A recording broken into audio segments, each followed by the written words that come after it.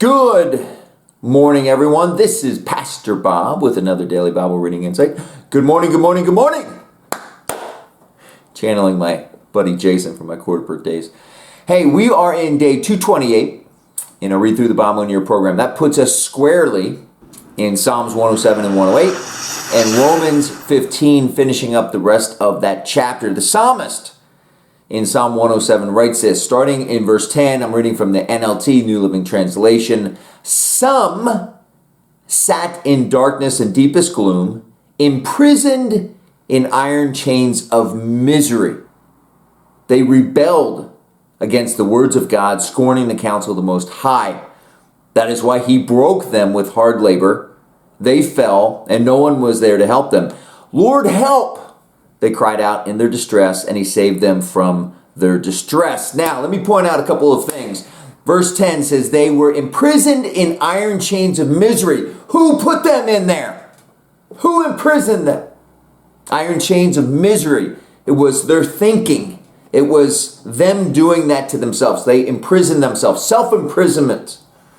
Why? Because they rebelled against the words of God. They moved away from him, right? There's distance between them and him. What did God do? He let them feel the consequences of those actions. Wouldn't it be the absolute most unloving thing to do if somebody moves away from God and that hurts them, for them not to feel those consequences, for them to be numbed out and not realize that they have to get back? Yet, we experience pain in our life. We experience suffering, discontent, discomfort. We blame God for that. To me, it's the most loving thing that God says, I need you to experience the consequences of moving away from me. Why? So you will cry out for help and come back. This was the theme of our beginning sermon on Monday, Drawn with Kindness. If you haven't had a chance, go watch that. We have just the sermon, a link to our Facebook page. When we experience any kind of pain, suffering, discomfort, that is a sign. It is a signal that we have moved away from God. We need to get back.